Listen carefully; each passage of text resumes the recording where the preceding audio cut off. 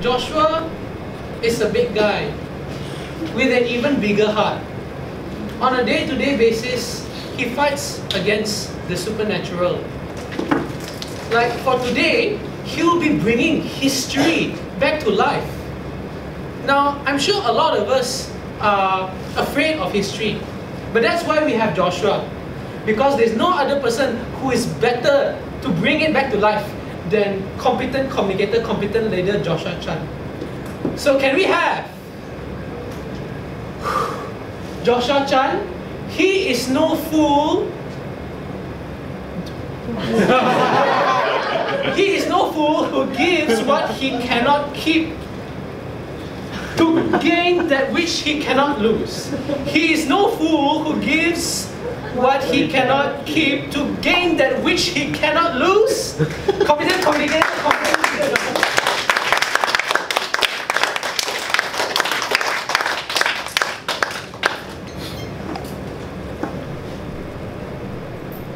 I've heard many stories about, when it comes to especially historical figures, they speak about Mahatma Gandhi, they spoke about Winston Churchill, or even Abraham Lincoln. But this evening, I'd like to bring your attention to one particular figure or one particular character whom you may not even have heard about it. May I know, by a show of hands, how many of you heard of this particular person by the name of Jim Elliot?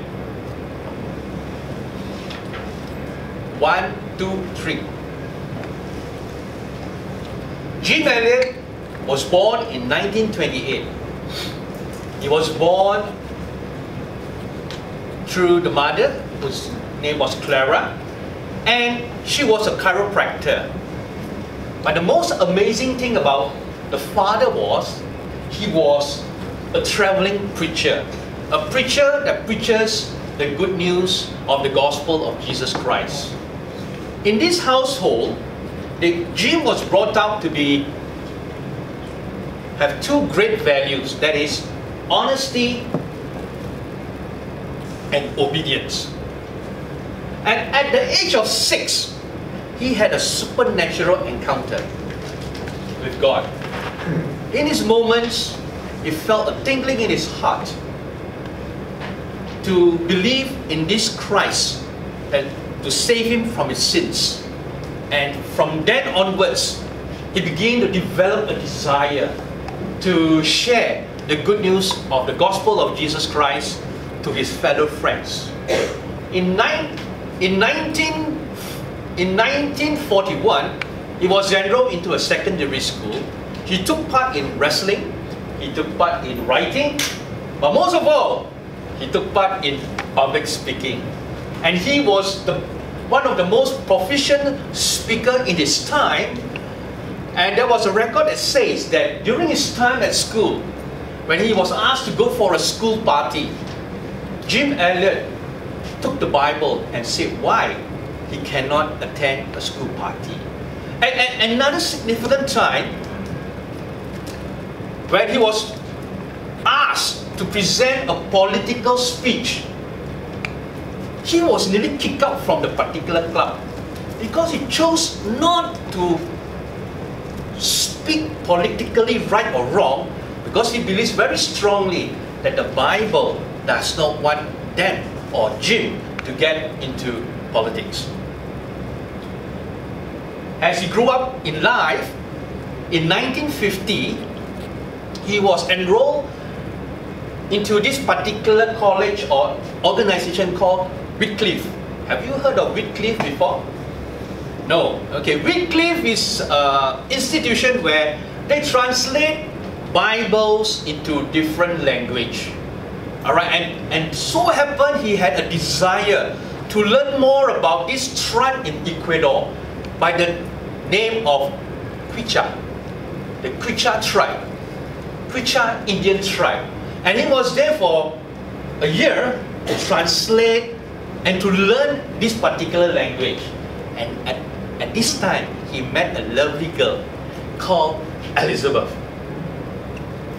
As they were dating, Jim felt, and Elizabeth also felt, that they should not be together at this current moment. Because the burning desire of Jim Elliot is to reach out to those who have not heard about the gospel of Jesus Christ in the interior jungles. And in 1951, he met up with a friend called Bill. And Bill was so enthusiastic about this man's goal that they wanted to go to Ecuador together. 2 months later, Bill broke the bad news. He says, Jim, I would love to go with you, but I'm getting married. So Jim was graciously accepted the fate and said, it's okay, no problem. I will wait for another opportune time. And while he was waiting for the opportune time, he went and visited jails. He went to become a DJ for a Christian radio, and he began to share the good news. And he got a lot of speaking engagement within the US. And one day he told his parents that my call is not to the US, but my call is towards Ecuador. As parents, you will realize, Ecuador? What country is that? You are doing so well in US. You are doing fantastic. You got speaking engagements. But then he says this. The churches in the US are well fed. I need to go to a place where no one has heard about the gospel of Jesus Christ before. And in 1952, he met a person by the name of Pete Fleming, and the desire burned again in his heart. And as they were both sharing about the Quechua Indians, both have this burning sensation. And they say, look, we need to save and go to Ecuador together. So in 1952, they went together to Ecuador and stationed in a place called Quito, where they started to minister to the Quechua Indians. In 1953,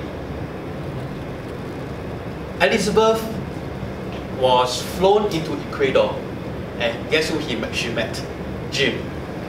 And they now know for sure that this is not something of a pre-arranged marriage, but it is something supernatural.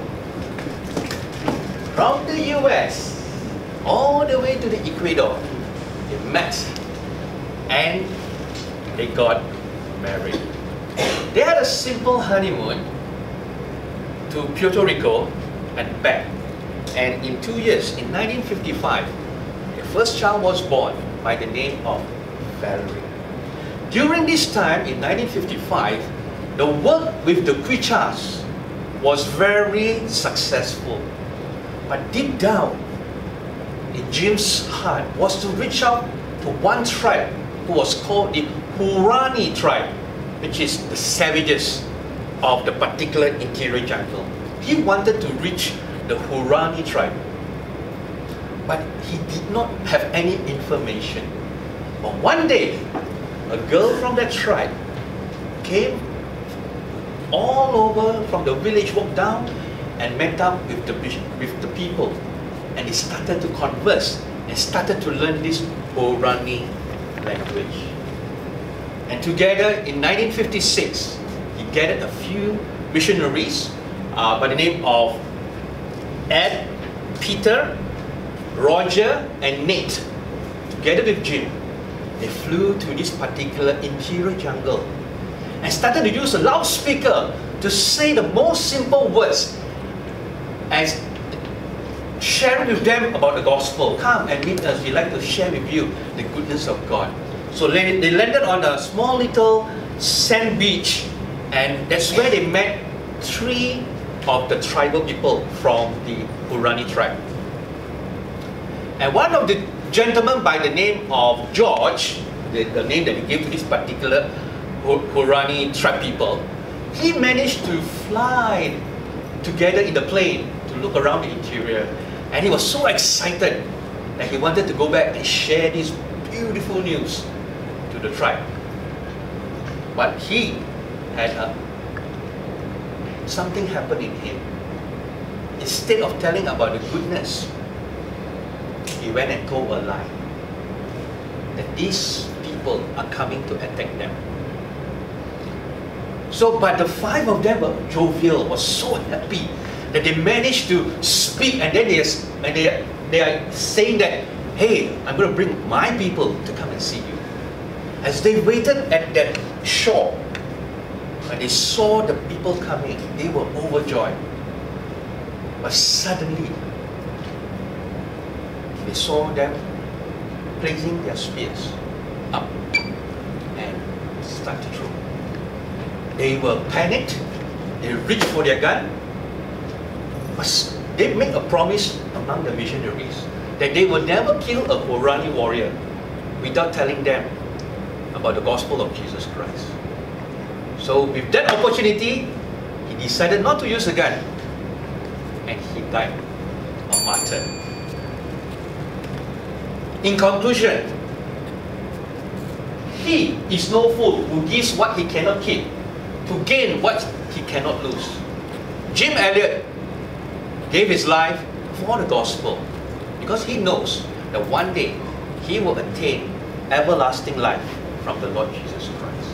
And I hope this story will inspire you. Back to you.